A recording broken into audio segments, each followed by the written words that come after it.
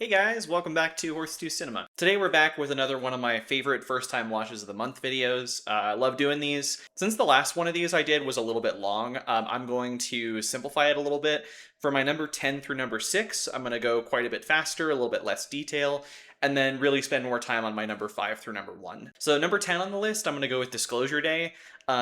Luckily, you can check out my review on this movie if you want to, see a little bit more of my thoughts. But yeah, I basically just came into the movie wanting to understand why Spielberg wanted to make another Alien movie, and thankfully I left without understanding, so I'm a happy camper. At number 9, I'm gonna go with Jackass 3D to continue my Jackass watch. I think I had Jackass number 2 as my number 1 from the previous month. Yeah, I just love these movies, diving into them more for the, in preparation for the new one, which I didn't like as much, but 3D is really just as audacious as, a lot of the early ones. At number 8, I'm going to go with Secretary, and maybe my favorite part of watching this one was just the full amount of detail of how thoroughly 50 Shades of Grey ripped off this movie. But it's basically like what if 50 Shades was good, because it's a really kind of emotional, funny, engaged drama about this subject matter where you do care about the characters. And yeah, I don't know, I thought it was really enjoyable. Number 7, I'm gonna go with one of the few Rob Zombie films I hadn't seen yet, The Devil's Rejects. After having really not liked the kind of carnival, like torture porn thing that he went for in House of a Thousand Corpses, I was really surprised to find the kind of genre bending exercise he had with Devil's Rejects. And I gotta say, that montage of the car racing towards the cops at the end of the movie, just fantastic. Love that bit so much. And number 6, I'm going to go with Distant Voices, Still Lives, directed by Terrence Davies. I watched this for a deep dive on Terrence Davies I did with the Denver Cinema Club recently.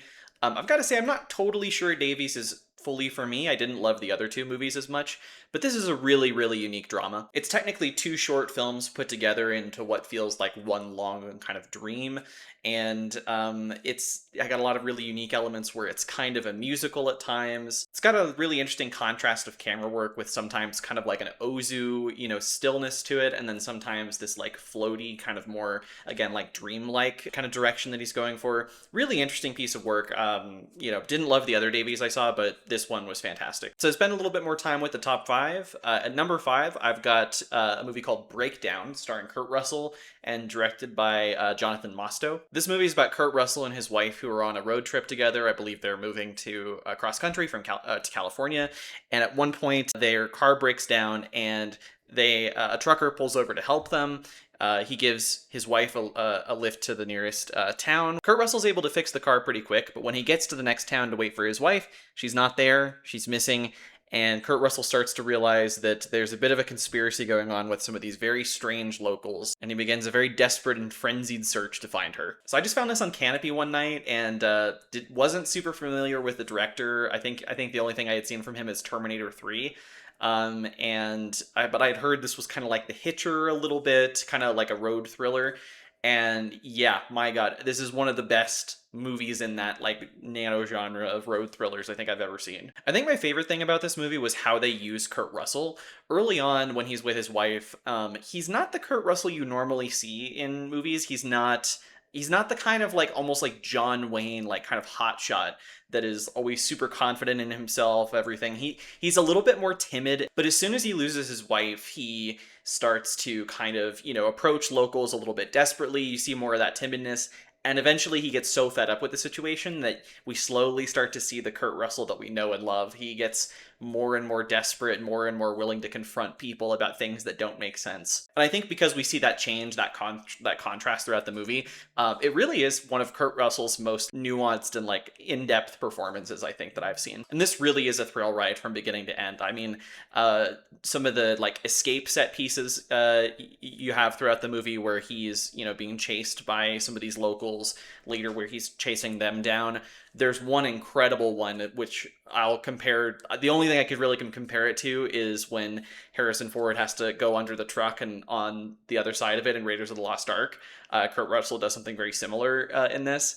Yeah, it's just a lot of like, you can tell These are physical stunts that are being performed, and I think from a lot of it, it looks like Kurt Russell is doing a lot of the work as well. So super super cool. So I'm giving this a 4 out of 5 easily.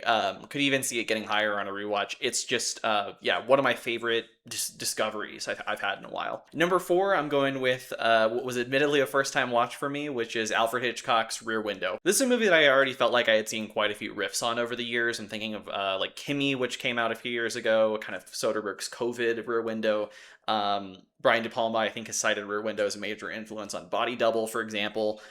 So I kind of felt in some ways that I had already, like, I knew the story of Rear Window and everything, but there's so many other kind of pleasures of watching it. It's really not about the story. I love how wonderfully artificial the movie is. I think as Hitchcock kind of got into the 1950s, especially, and then onwards, he started making movies that were more that were playing with artifice a little bit more, where he's trying to sort of make a commentary a little bit on the mechanics behind the filmmaking, and you know, like you're a little bit more aware that you're watching a movie than you were maybe with his earlier movies. And in this case, yes, it's technically set in New York City, but they don't really use any kind of New York City location work. It's more you just see, you know, it feels like this grandiose stage play in a way, where you have all these you have the main apartment, and then you can kind of see into so many other ones through this massive kind of courtyard. And I think it kind of plays into Jimmy Stewart's character's state of mind, where you know, the only reason he's really obsessed with this, you know, with this murder story is really because he's just bored. Like, he's recovering from this injury. He doesn't have a whole lot to do. And I think the artificiality of the filmmaking really helps get the viewer into the same kind of strange mindset that he's living in. And I kind of knew about this aspect of the film as well, but I love how perverse it is. I think for, you know, a lot of film history, people talk about like Jimmy Stewart, you know, as this sort of everyman character. We see him in like It's a Wonderful Life and everything.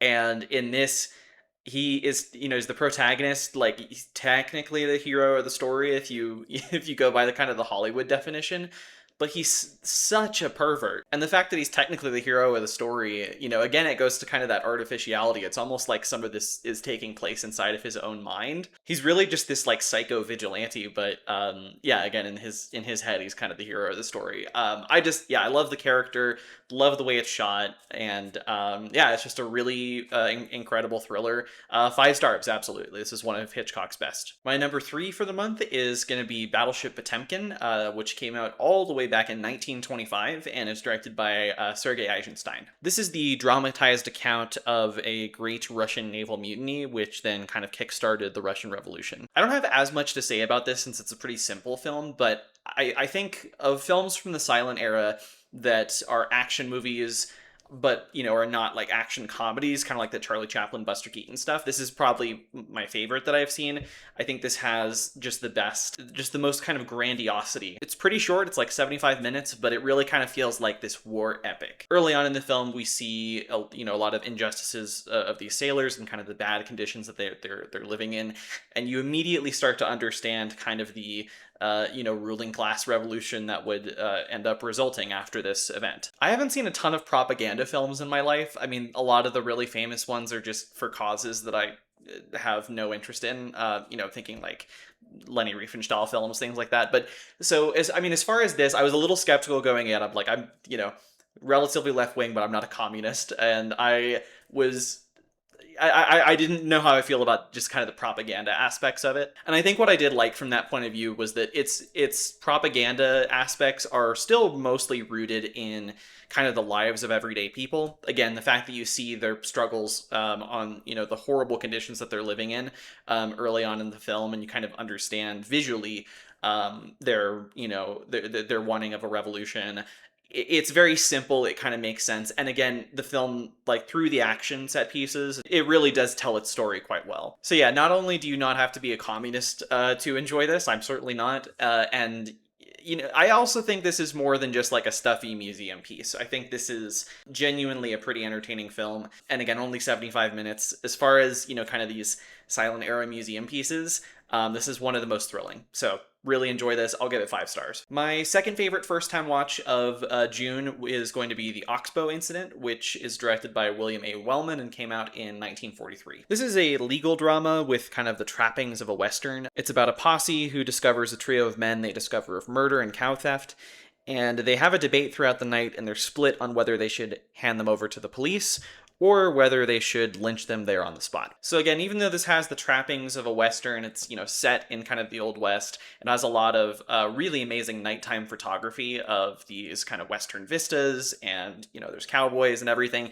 This really is more of kind of like a one-location drama, more akin to something like 12 Angry Men. Yeah, it's about this mob discussing the innocence or lack thereof of these characters and kind of deciding what the course of action should be next for justice. But unlike 12 Angry Men, which has a lot of great performances and ends up being kind of, heartfelt by the end, and does end on a relatively positive note about people's ability to discover, to be able to deliver justice.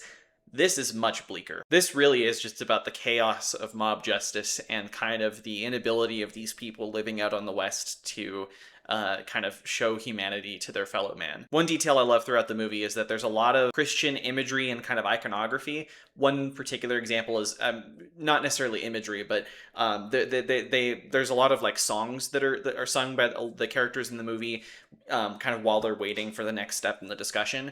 And one of them, I believe, is like a Protestant hymn of some kind, and the way it's sung is just kind of eerie, and when you listen to the lyrics, they're kind of dark. It's kind of a critique of Manifest Destiny and the fact that westward expansionism was driven in part by this idea that America has a divine right to discover this territory and do anything it wants with it. With all these dark elements, I was just so impressed by the fact that this movie got past the Hays Code, because again, this came out in 1943. But for a movie back then to critique Manifest Destiny and unjust lawmen in such an open way during the Hays Code era is really impressive. And I don't know, I'm just always impressed when I see a movie from the Hays Code that I feel like got away with something, and this is clearly a great example. So I was just kind of floored by this one. I absolutely loved it and was devastated by it, so I'm gonna give this one 5 stars. And finally, I discovered an absolute all-time favorite this month.